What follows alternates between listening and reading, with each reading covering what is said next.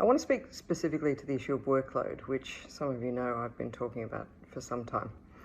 The university knows I've been talking about it for some time, and certainly management knows I've been talking about it for some time. I want to talk about the issue of workload in relation to the pushback, or at least the non-acceptance of the claim that in the enterprise bargaining agreement, the claim being made at the moment by the NTU to have workload recognised, at least workload evaluated, or at least the tasks that we're doing positively assessed, such that the university understands how much work we're doing and considers that as a duty of care, but also that the consideration about the 40% research, 40% teaching, 20% leadership and service that is supposed to be the division of the labour for a teaching and research staff member. So I've been talking about workload for some time because I've been watching it for some time grow, increase, come to what I would consider unacceptable levels, absolutely unacceptable levels. I've watched people drop off on sick leave, stress leave. I've watched people compromise their lives, their families, their health.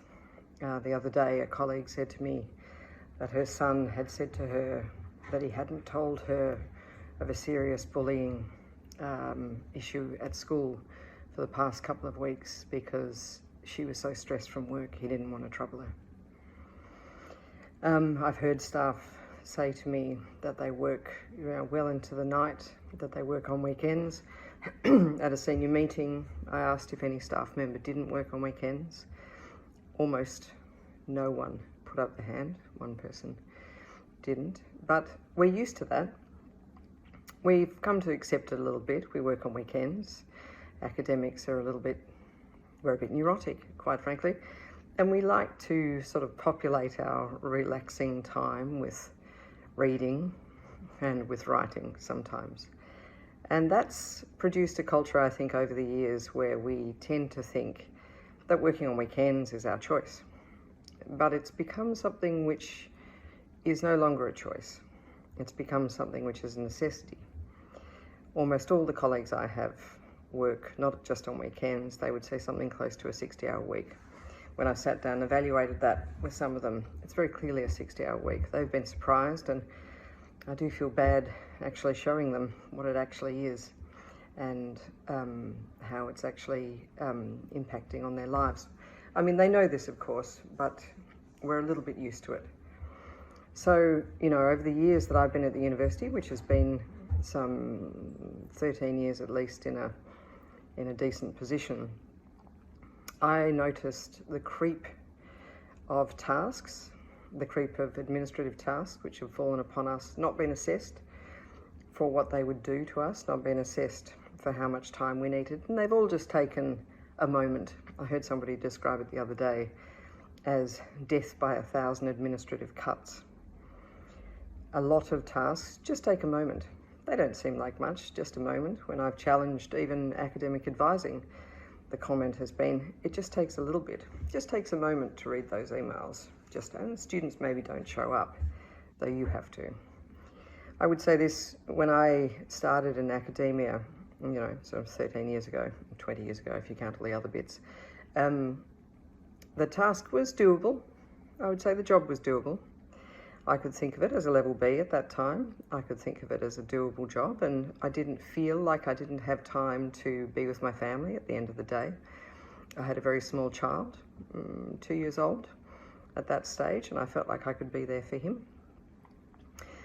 I was lucky enough to get a DECRA, and then I could go away, spend a lot of time researching, spend a lot of time overseas. And when I came back, as I describe it, I was a bit like the canary in the mine. Then I was shocked by actually what the job looked like. In between that time, there'd been the BIP, there'd been the first BIP, the loss of so many professional staff that actually they were exhausted, and so much of the job had fallen to us. An increase in, of course, student enrolments, an increase in student access, an increase in student stress, which meant that a whole lot more academic adjustment plans, a whole lot more special consideration in a variety of ways. So it was just an increase. And at that point I said, well, you know, a little compromise of my research. You know, I'd been on a DECRA, I had a fair CV behind me, so, you know, I could compromise my research. But that didn't stop. It increased. The amount of work increased. The areas of administration that we had to deal with increased, and including when I was moving to level C, you got, of course, a lot more tasks, and then at level D, more tasks. So at level D, I would say the workload increased enormously again, because of course then you have a lot more leadership tasks and so forth. That balances out because of course you have some more experience, so things get a little bit easier. You're a little more confident writing lectures, you're a little more comfortable saying no to people who want things, even though you have to say yes to others. At that time I got a fairly substantial ARC grant, and I was the only associate professor at the time in arts to actually be a lead CI on one of those. And I say that not by way of bragging, but by way of saying, everybody said to me, well, of course, apply for level E. But my son was going into year 7 at that stage, and there was no chance that I was going to compromise my time with him by taking on more work. I was absolutely at the level at which I could not take on any more work. So then you have a question. What is the workload doing to senior leadership? What is the workload doing in terms of equity and diversity? As an occasional woman, I can say that, of course, it impacted enormously on I would say any woman's capacity to go for a promotion, senior leadership and whatever, if they have actually childcare, if they have children. Any man indeed too, who's actually embroiled in the everyday life of looking after their kids, they might not want that choice. So senior leadership becomes those people who will work in those particular ways. That's then gives us a particular reflection. But at that time, so I would say this, that I was compromising my research because I didn't have enough time to do all the administrative tasks, and then it got worse, and then I would say I was compromising my teaching. It started to actually get trimmed down. 2 hours to prepare for a lecture is absolutely ridiculous in a university that thinks that's excellent. We teach in criminology where I am, we teach very contemporary and often very traumatic material. It takes a lot of time to research. If you've taught it many times, okay, that can, maybe 2 hours. I always think it's more like 2 hours to recover from the lecture if you've taught something about, well, I won't share with you what we teach. I'd have to give you a trigger warning.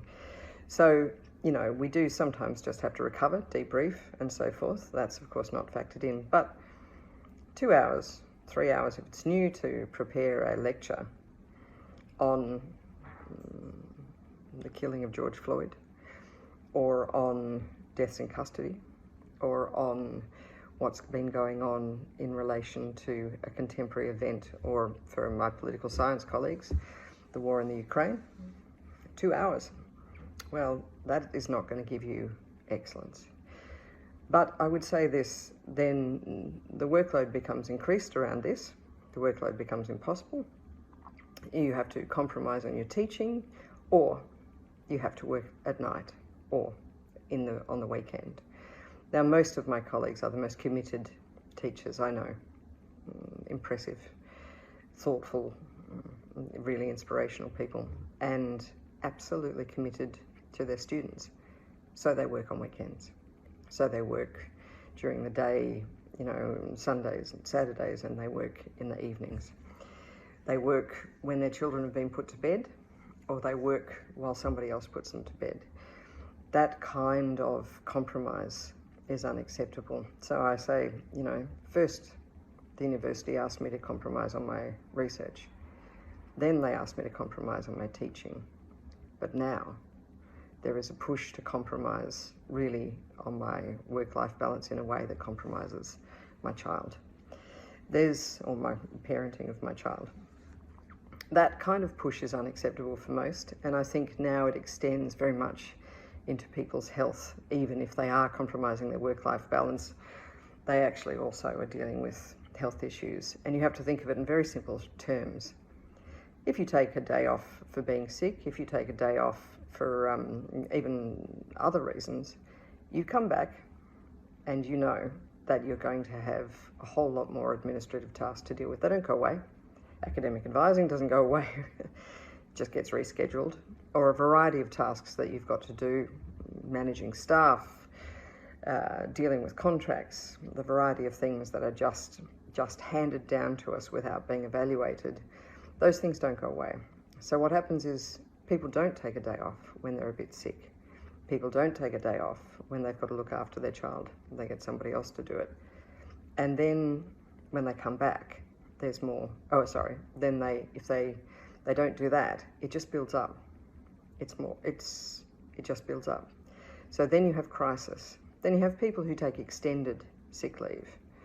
Now that looks like they've got health issues, but actually those health issues are being compounded by days and days of not taking off time, days and days of actually continuing to work at a pace, at the seams, as I call it, to work at a pace where there is no give, where there is no capacity just to take a small break.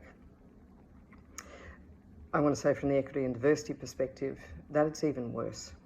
What we know is that students are more likely to complain if it's a person of colour, or if it's a woman, or if there's other issues of diversity, if you like, that actually mean that they can complain.